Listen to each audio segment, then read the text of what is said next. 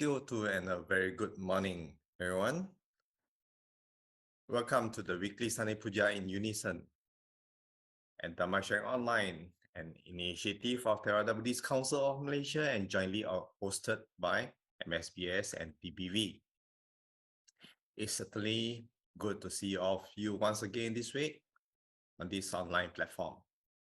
We'd like to extend a great welcome to all new viewers on this channel. Today is the 12th of February 2023. To begin today's puja, I will now invite Sister Doris to read out the offerings in English. Over to you, Sister Doris. Thank you, Brother Terence. Namo Buddhaya to all brothers and sisters who are able to gather and join this Sunday Pūjā. Let us compose our minds and reflect on the meaning of these offerings. Offering of lights.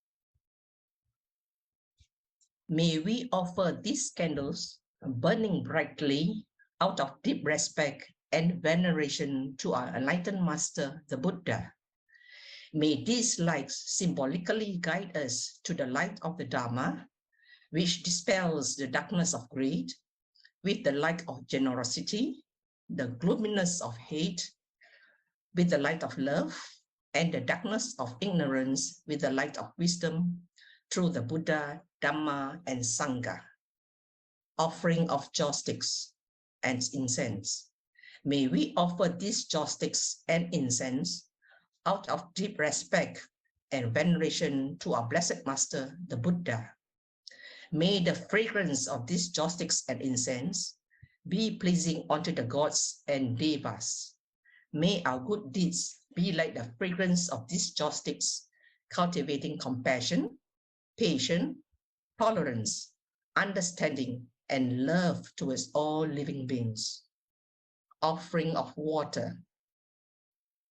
May we offer this water to symbolize our aspiration to cultivate the virtues of calmness, clarity, and purity. Let it remind us to diligently cleanse ourselves of our spiritual defilements and delusion through the cultivation of generosity, compassion, and wisdom. Offering of flowers. These flowers too we offer out of deep respect and gratitude to our compassionate Master, the Buddha. These flowers, sweet, beautiful, and choice, are clustered at the feet of our noble Master. Beautiful as they are, now they will soon with passing of time, wilt and fade and be cast away. Reflecting thus on this very nature of unsatisfactoriness, impermanence, and soullessness, let us tread the path shown by the Buddha for the eradication of sufferings here and now. Dear brothers and sisters, let us continue to compose our minds and give our highest salutation to the Buddha, Dhamma, and Sangha by saying sadhu 3 times. Sadhu, sadhu, sadhu. Namo tassa bhagavato arahato samma sambuddhassa. Namo tassa bhagavato arahato samma sambuddhassa. Namo tassa bhagavato arahato samma sambuddhassa. Buddhang saranang gacchami, Dhammang saranang gacchami, Sanghang saranang gacchami, Dutiyampi Buddhang saranang gacchami, Dutiyampi Dhammang saranang gacchami, Dutiyampi Sanghang saranang gacchami, Tatiyampi Buddhang saranang gacchami, Tatiyampi Dhammang saranang gacchami, Tatiyampi sanghang saranang gacchami. Panatipata veramani sikkhapadang samadhiyami. Adinadana veramani sikkhapadang samadhiyami. Kamesu miccācara veramani sikkhapadang samadhiyami. Musavada veramani sikkhapadang samadhiyami. Surameraya majjapamadatthana veramani sikkhapadang samadhiyami. Itipiso bhagava arahang samma sambuddho Vijja charana sampanno sugato lokavidu anuttaro purisa dhammasarati sattha deva manussanang buddho bhagavati swakhato bhagavato dhammo sandittiko akaliko ehipassiko opanayiko paccattam veditappo vinyuhiti supatipanno bhagavato sabaka sangho Ujupatipanno bhagavato sabaka sangho Nyaya patipanno bhagavato sabaka sangho Samici patipanno bhagavato sabaka sangho Yadidang cattari purisa yugani atta purisa puggala Esa bhagavato savaka sangho ahuneyo pahuneyo dakkineyo anjalikaraniyo anuttarang punyaketang lokasati. Vandami cetiyam sabbang sabbatane supatititang saririka dhatu mahabodhim buddha rupam sakalam sada yasamule nisinno va sabbari vijayam akka patto sambuddhan yuttam satta vande tam bodhipadapam ime ete mahabodhim lokanatena pujita ahampite namassami bodhiraja namatute ganasarappadittena dipena tamadangsina tilokadippang sabbuddham pujayami tamonudang ganasambara yuttena dupena hang sugandina pujaye pujaniyantang pujabhajana muttamang adivasetu no bante paniyam parikappitang anukampang upadaya patiganhatu muttamang adivasetu no bante bojanang parikappitang anukampang upadaya patiganhatu muttamang adivasetu no bante gilana paccayam imang anukampang upadaya patiganhatu muttamang Pannaganda guno petang etam kusuma santatim pujayami munindasa siri pada saroruhe ปูเจมิบุตดังกุสุเมนะเนนะปุญเยนะเมเตนะชะโหตุโมกขังปุปปามิลายาติอัตถาอิดัมเมขายโยทัตถายาติวินาสบาวัมอาคาสัทธาจะบุมมาธาเดวานากามหิตติกาปุญญังธรรมอนุโมจิตวาชิรัมรักกันตุโลกสาสนังอาคาสัทธาจะบุมมาธาเดวานากามหิตติกาปุญญังธรรมอนุโมจิตวาชิรัมรักกันตุเดสนังอากาสัตตาจะบุมมาตาเดวานากามหิตติกาปุญญังธรรมอนุโมดิตวาจิรัมรักกันตุมัมปารัมติเดโววาสัตตุคาเลนะสาสสัมปาติเหตุเชปีโตบาวันตุโลโกเจราจาบาวันตุดัมมิโก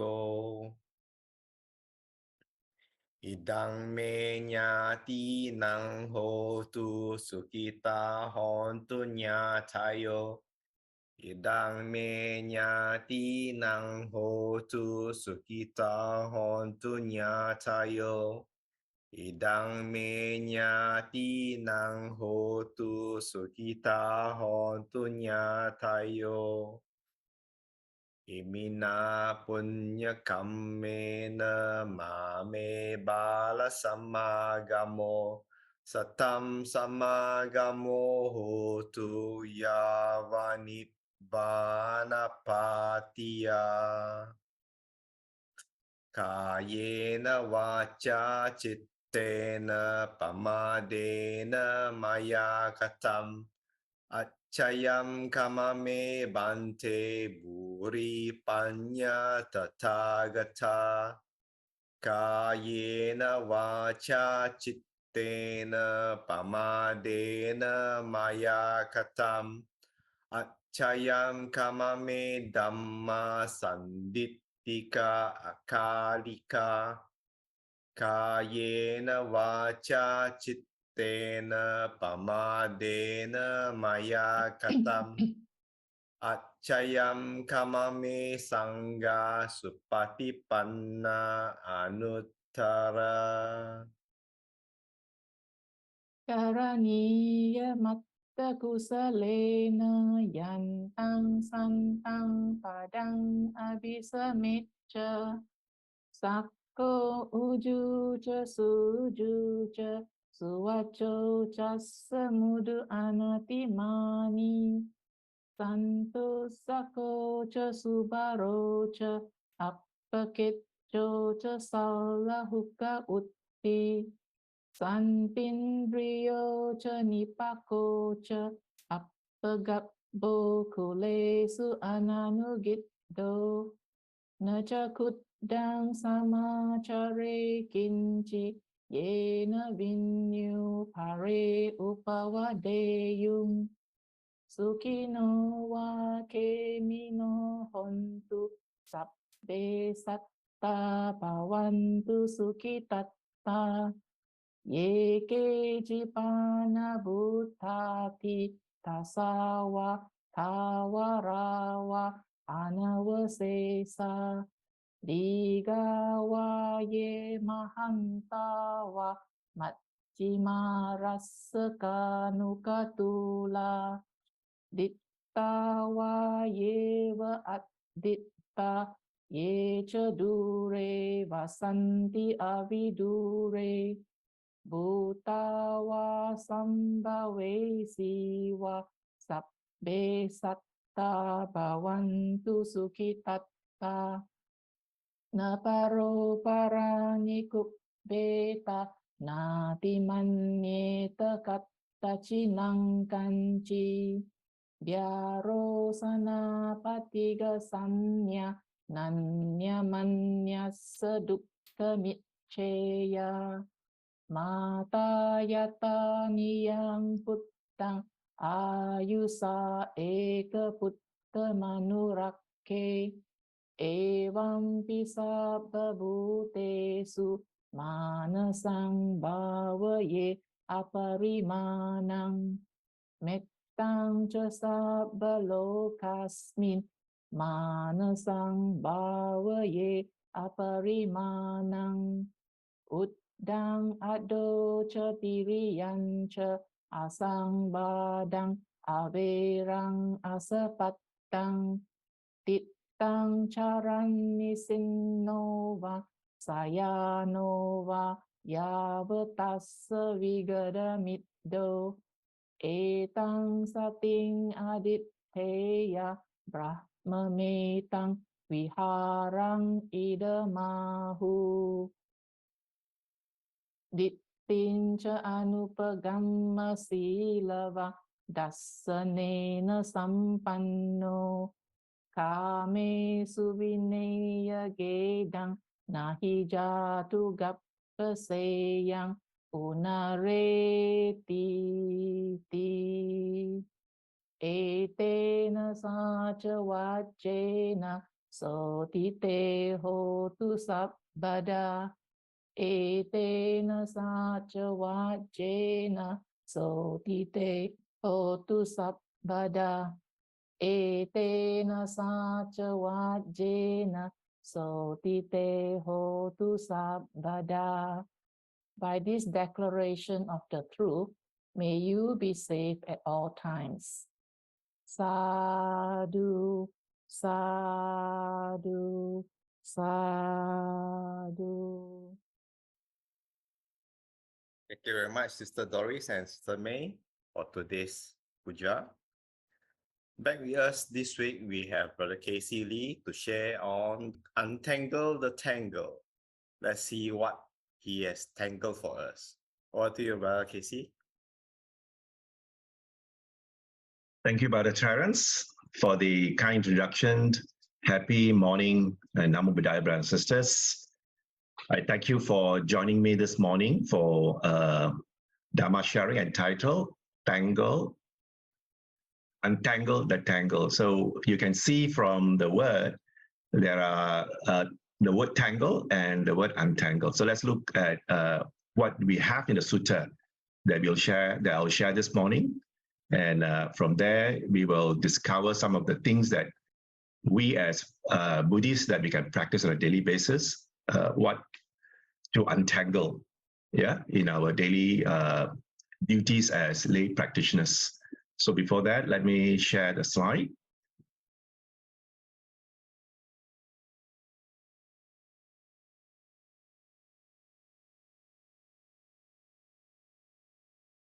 Okay, brothers and sisters, before I do the Dhamma sharing, let's compose our mind to pay homage to our Supreme Teacher, the Buddha, the Blessed One, the Self-Enlightened One.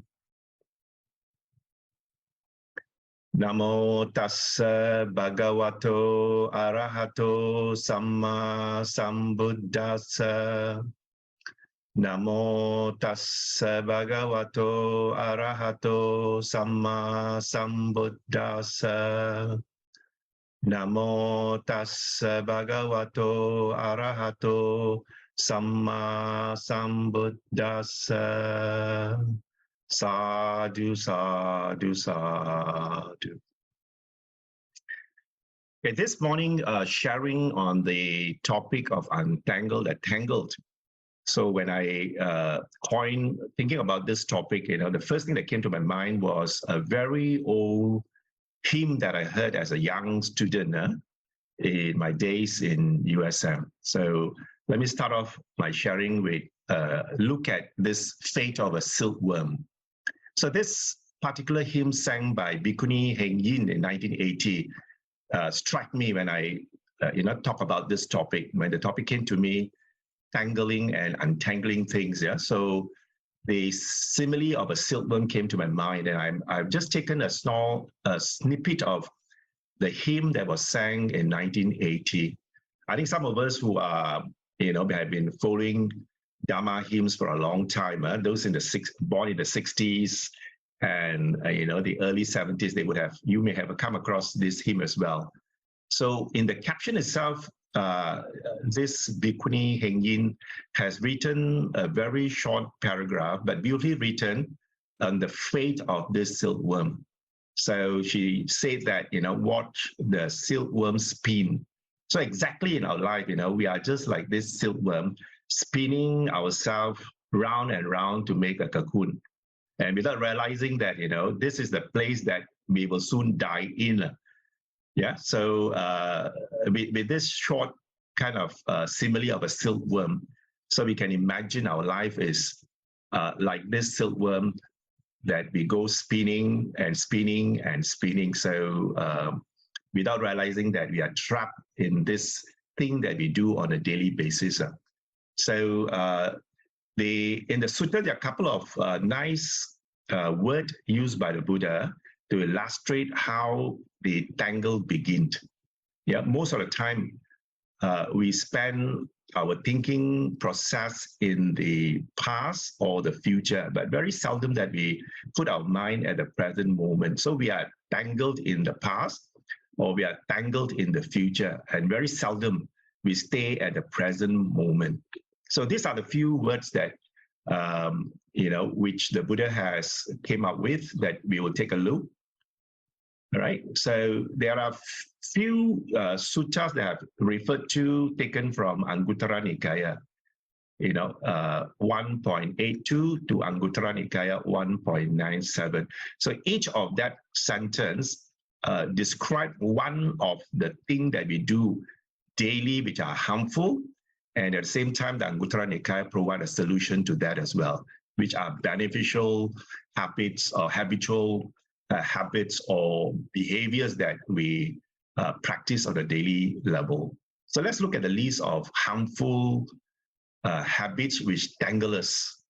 Okay, so you can see from the Anguttara Nikaya 1.82, the Anguttara Nikaya 1.97, there's a long list of one item the Buddha says is very harmful to us. So what I've done here is I've collected all the words. And if you look at all these words, from heedlessness, laziness, having many desire or wishes, non-contentment, careless attention, lack of clear comprehension, or even having bad friends, or pursuing bad habits. These are the list of habits or behavior that we engage in without realizing that these are the harmful tangle activities that we practice throughout the day. So it's good for us to know that in our engagement with people or in our daily activities, some of these behaviors that we carry, if we can recognize them, at least once we know that these are harmful habits or harmful behaviors, we can then replace these harmful behaviors with something which are more beneficial. So the Buddha, in this list of sentences, suttas from 182 to 197, provided again a long list of comparative benefits from the one which are harmful.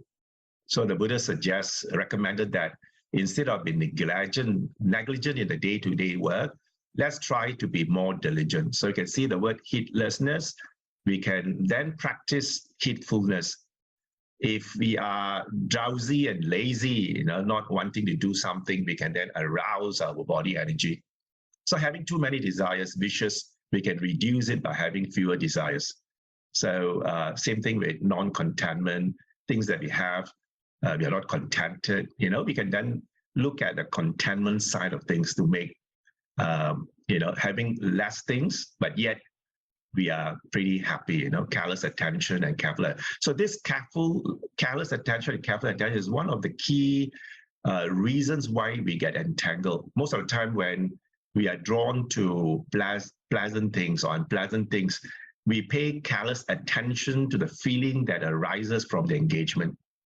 Yeah. So when there is a contact and a feeling arises, it depends a lot on what attitude we take at that point in time. There is a feeling, so the contact brings about feeling. So the feeling could be pleasant or unpleasant.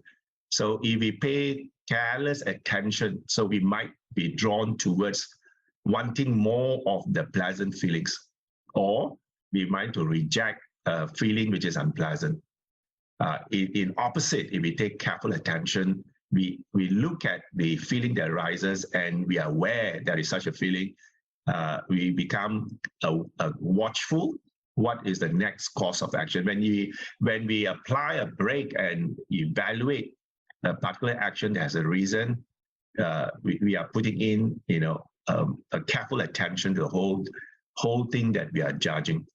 And same thing with lack of comprehension, not clarity, not sure what is going to happen after this, or taking action, not sure what is going to be the consequence of it. If we have clear comprehension, knowing the consequence of the action we take, then we become more discerning. We become more careful. And having bad friends, we can choose to have good friends. Here, bad friends, good friend means people who encourage us to be walking on the right path, encouraging us to do good things rather than engaging things which are useless and a waste of time. And same goes with pursuing habits, good habits and bad habits. So you can see, in fact, in the sutta, there's a long list of harmful things that we can engage in, which tangle us, and a long list of beneficial things that we can take, which can help us to untangle, the direction or the outcome of the things that we do. All right. So in another sutta, okay, I'm not letting go. This particular picture was also shown in my other sharing as well. I just want to share this, taken from the Vibhanga Sutta, SN 12.2. Our supreme teacher, the Buddha, has given us 4 kinds of things that we tend to attach to, or in the usual word is we cling on. 4 kinds of clinging. So we tend to cling on to sensual pleasures. We tend to cling on to our views. We tend to cling on to our rites and ritual. We also tend to cling on to a doctrine called self, that I exist. This is me. I'm here. So the Buddha highlighted that this 4 wrong understanding of our life itself, causes us to be tangled. So that is seeing pleasurable things as pleasant, and then holding on to a view which could be wrong, or practicing rites and ritual, thinking that these practices will lead us to liberation, to end our suffering. And then the doctrine of self, thinking that this body that I'm having right now is mine, and I'm in this body, and the body is myself. So let's look at these 4 clinging factors, how it arises, and then the last part of my sharing will be how do we, overcome this 4 clinging that is mentioned in the Vibhanga Sutta. So we all know that everything that we engage in this world happens in the mind. We think we are there engaging the phenomena, but from the Buddhist perspective, everything that happens, it starts off happening in the mind. So from this simple illustration, as a human, we have the 5 sense faculties. Okay, we have the eye, we have the ear, we have the tongue, we have the body to touch, and we have the nose to smell. So we engage the world through these 5 sense doors. And all these sense doors are connected to our mind, the thinking part of it. So the mind is the one that perceives the information that comes through this sense basis. So I think this has been explained a number of times. So we take this as the illustration. And we know that because the mind is involved in this receiving of sense stimuli from the sense organs. So actually what we experience is we are experiencing the world through the 6 sense bases. So it depends on how the mind interpret what we hear or interpret what we see. So if it's wrongly interpreting the information that comes to the mind, then we are actually living in a world which is deluded. So it's an imaginary things. It's not the reality.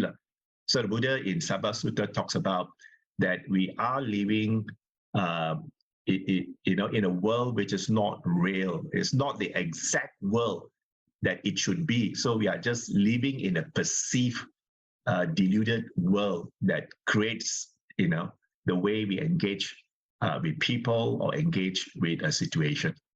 So understanding that the mind is the factor that determines how we see the world. So it's very important that we have to develop and cultivate the mind. So when the mind is developed and cultivated, the mind is able to see the perception much clearer. Yeah, instead of it's been filtered with a lot of deluded information. And in another sutta, the Buddha also talks about someone with a good eyesight, and he is standing near a clear river. So if the river is very clear, the eye can see, what is beneath the water. The person standing there can see the sand, the pebbles, and even fishes that are swimming, in this clear water base. So likewise, the Buddha says that if our mind is clear, the mind is able to see things in a clear sense. It won't be seeing things in a deluded form. So when the mind is clouded, or it's contaminated with mud and sand, when the water is clouded, then definitely the vision that one has to look at the water will not be exactly what it has. It will be a representation of what the eye sees at the moment.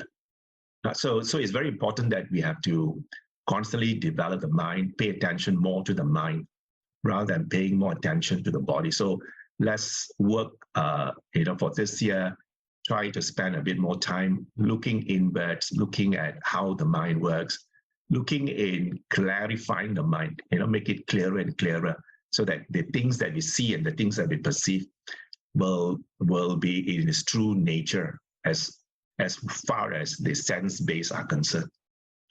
Okay, so is another sutta, quite interestingly, Vipallasa Sutta, which is taken from 4.47, yeah? So here the Buddha has listed some of the distortion of the mind. As I said, the mind is where every stimuli picked up by the sense bases goes in to be processed. So when the mind is distorted in the things that it perceives, so it will start to have distorted view of what the perception is receiving. So what are the four things the Buddha has listed as possible distortion in the mind? All right, the Buddha says these are the four distortions. First is that sensing no change in the changing. So the first thing that we should know is that all things that we come in contact are changing, whether we like it or not, over time. Things that we have, or things that we possess, things that we want to keep, these things are always changing with the passing of time. But if you see this thing that is changing as not changing, then we are tangled in that, in the first reality. The reality is changing, but we are caught in non-changing. Not changing is what we are holding on, but the nature is changing. Number two is that we sense pleasure in suffering. So it's true that when we have, sensual desire, it does give us pleasant feeling, but what the Buddha is trying to tell us is that this pleasant feeling that we experience is not lasting. It gives you a moment of happiness, but when the pleasant feelings slowly finishes off, we will move from pleasant to unpleasant feeling. So it's actually telling us that, pleasantness is actually a sense of suffering. Okay, so that's a second distortion that we picked up in the mind. Suffering, we take it as pleasant.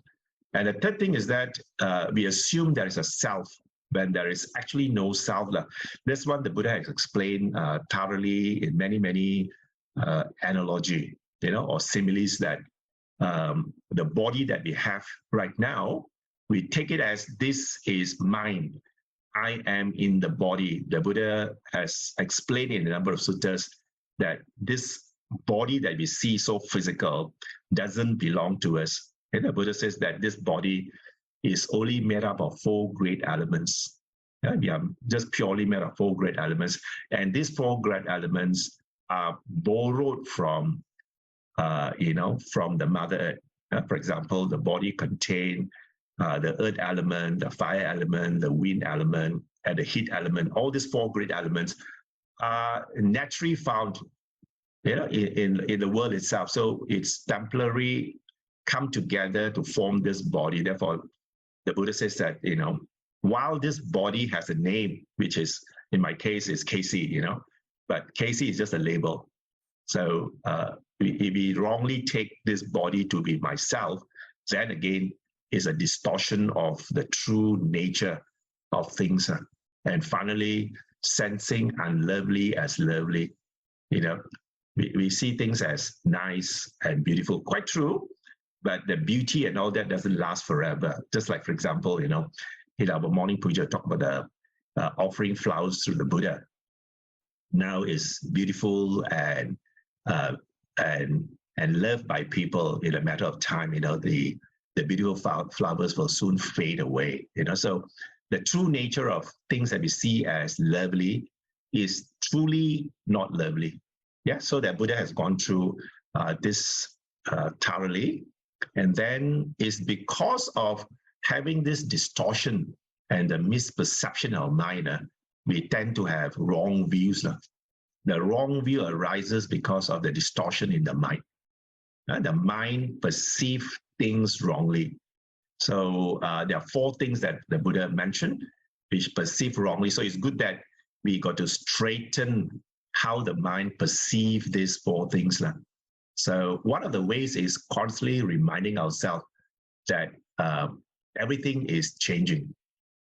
Yeah, if we can constantly remind ourselves, things are changing, things are not permanent. So indirectly, we are educating or developing and cultivating the mind to see things in that true nature. Okay, and same goes with the other 3 misperception that distorts the mind.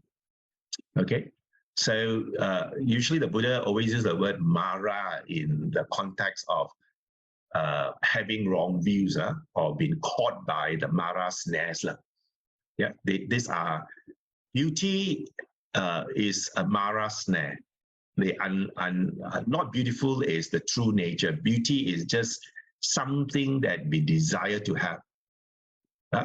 All this that is things that we desire to have are actually in the realm of Mara. Yeah, so for us to go beyond, we got to reconstruct the way the mind look at things. Instead of distorted thinking, we straighten the thinking. So that's how the Buddha described in this Anguttara Nikaya 4.49. Okay, how we can regain the mind from distorted mind to a mind that is seeing things as it should truly be. So he says that for those with wisdom have heard this, referring to people who understand and try to, follow the teaching of our supreme teacher. When they hear this is the true nature of things, they regain the mind to be right. Right. So he says that for those who see change in what is changing, so we see change in what is changing, suffering in what is suffering, non-self in what is non-self. And then see the unlovely as such. So these are the people who has regained the right state of mind. All right. So you can see this is just the opposite. One part of it is distorted mind, which is seeing this in the opposite way. And there is this group of people who are wise, who see things as they truly are. So what are the things that they should see? They should see change in what is changing. So we should also see it that way. See change in what is changing, suffering in what is suffering, okay, non-self in what is without self, and see the unlovely as such. So these are the four things that we constantly got tangled. Yeah, we are tangled in these four things. So the whole process of untangling is to move to this side of the mind, that's regain the mind to see the true nature of things. So by having this, then we will have the right view. So once you have the right view, then definitely it will correct the way we behave, right? And that leads to overcoming all forms of suffering. So let us now quickly look at the whole development of clinging. How do we start off having this cleaning process, and how do we get attached to things which are wrong? So in the context of the Buddha's teaching, so you all start with having this body. The body comes with our sense bases, which I've already said. You know, we have this 5 sense bases. With the mind, there are 6 total in Buddhist in the Buddha's teaching. So the sense basis is where the stimuli is received by our sense base. So there is a contact. Sense base leads to having a contact. And then a contact, because there's a contact with a stimuli, feeling arises. So this is something that we cannot stop. Yeah, the body comes with a sense base, so it's part of us. So because of a sense base, there is contact. It's also part of us. And the contact generates feeling. So it's also part of the whole processes. You cannot stop that, yeah? And then from feeling, because we have this liking and disliking of what the feeling generates, and over time, the liking of something gradually becomes the habit, which in this word is referred to as craving. The craving, wanting to, because you enjoy something and you want to enjoy it again and again and again. So over time, it becomes a habitual behavior. So it becomes part of the craving. So in Buddhist, the Buddha always advised us not to develop habits which are harmful. You know, the set that I've shown earlier, there's one set of behaviors which are harmful, and the other set of behaviors which are beneficial. So the Buddha says, try to put effort and develop more beneficial habits rather than developing more more harmful habits. So that's the thing. The feeling arises, something that you want, and the wanting is the craving. The nature arises through craving. And then from the craving, when you repeatedly do it, then it becomes clinging.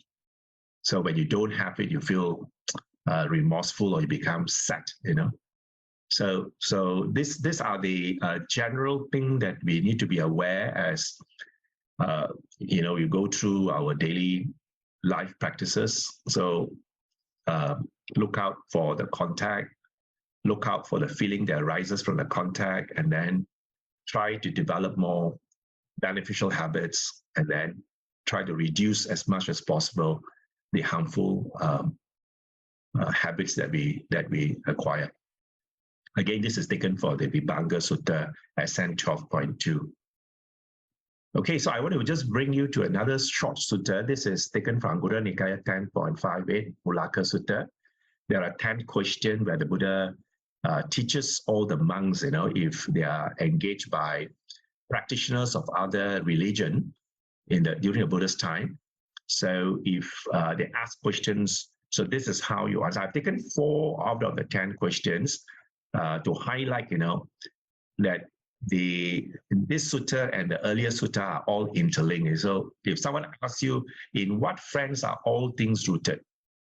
So all things are rooted in desire. So the wanting, the desire that we have, again, that is also highlighted in the 4 clinging that I mentioned earlier. So desire seems to be a very strong force in all of us. We can't run away from it.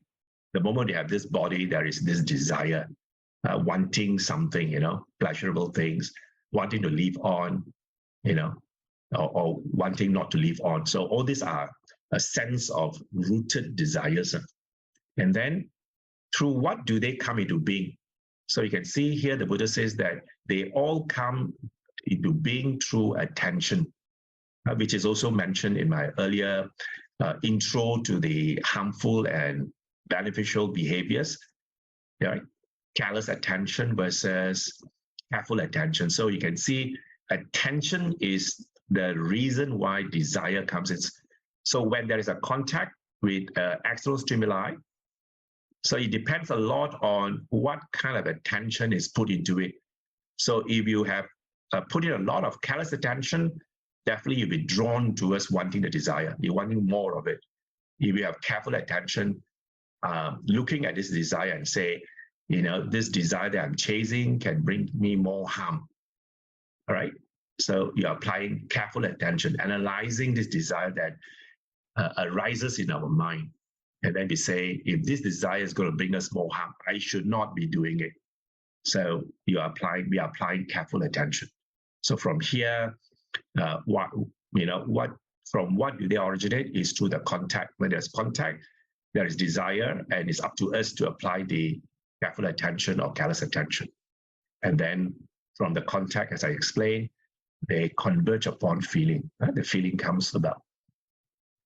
So you can see from this short Dhamma's discussion this morning, talking about tangle, the way we are tangled, and the way to untangle. So what is the way to untangle? So the Buddha talks a little bit about this untanglement. So you can see from my other discussion, I have always emphasized on mindfulness. So the Buddha says this in Anguttara Nikaya 1.586. So when one thing, bhikkhu, is developed and cultivated, so we're just going to develop this one thing.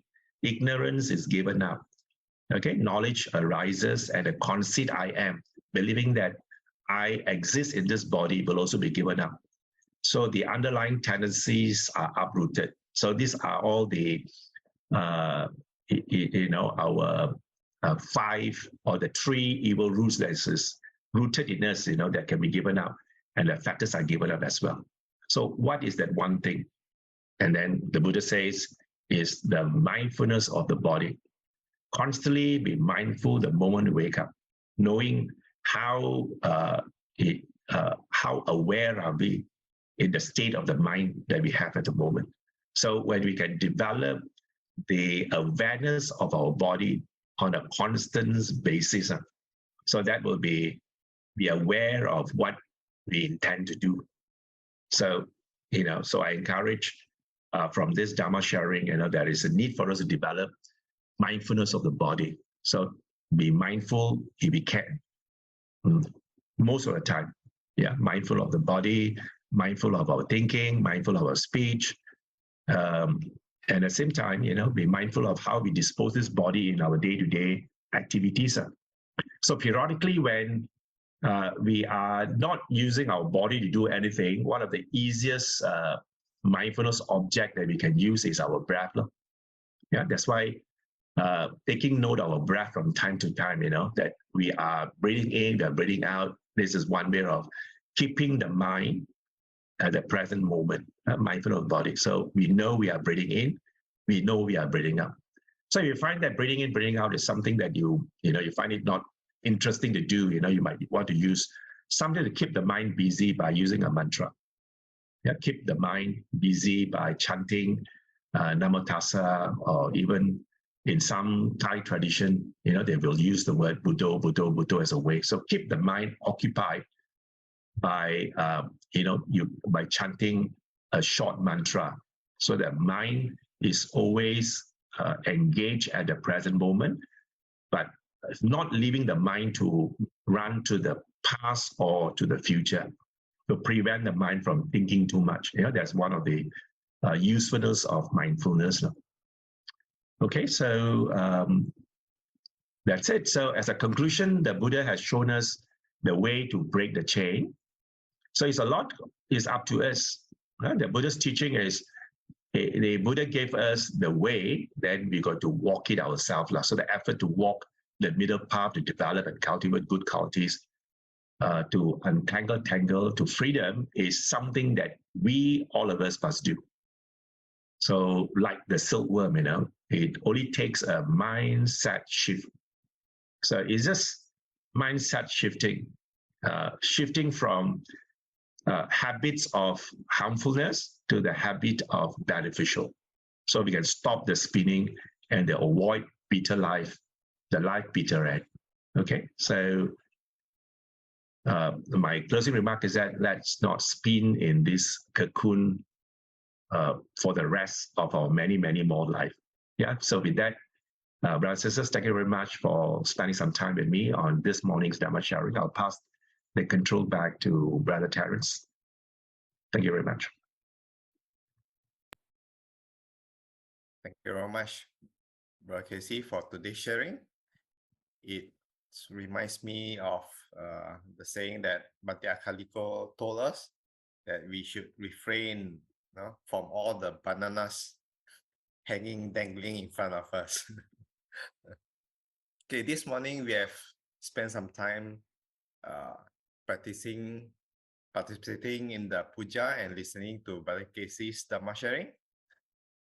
With that, we have accrued some wholesome merits. So now let us dedicate those merits to all beings, whether they are seen or unseen, especially some Dhamma friends who have just recently passed away, Sister Esther and Sister Mengsi's mother.